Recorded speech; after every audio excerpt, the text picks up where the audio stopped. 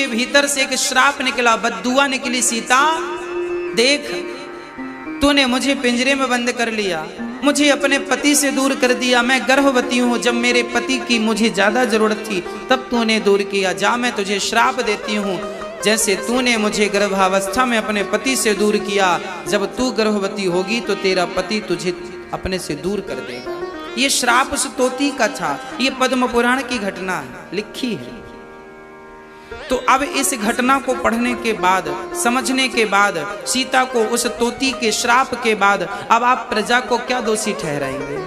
आप राम को क्या दोषी ठहराएंगे? रामचरितमानस में एक चौपाई और है जो इस बात को पुष्ट करती है। को ना काहू को सुख दुख कर दाता, निज कृत कर्म भोग सब भ्राता। याद रखना भक्तों, जीवन का एक अटल सत्य आपसे कह रहा हूं, गांठ बांध के रखना।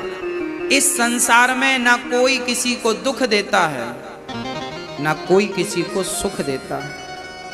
आपके बुरे कर्म ही आपके सामने दुख बनकर प्रकट हो जाते हैं, और आपके अच्छे कर्म ही आपके सामने सुख बनकर के प्रकट हो जाते हैं। जैसी करनी वैसी भरनी, आज किया कल पाएगा, चढ़ता सूरज धीरे धीरे ढलता है, ढल जाएगा। अर्थात हमने जो कल किया था उसका फल आज पा रहे हैं, जो आज कर रहे हैं कल।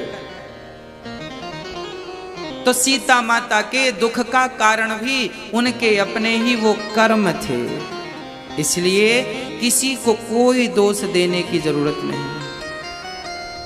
आपके जीवन में भी जब कोई संकट आवे, कोई मुसीबत आवे, कोई परेशानी आवे, किसी पर दोष ना लगाना। हम लोगों की आदत होती है, तुम्हारे कारण ऐसा हो गया, तुम्हारे कारण ऐसा हो, तुम्हारे कारण ना,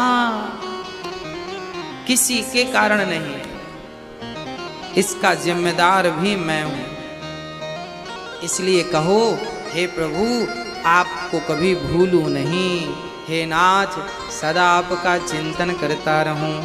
तो हम कितने कैरेट के हैं? राम तो 24 के थे, अब आप अपना हिसाब लगा लो।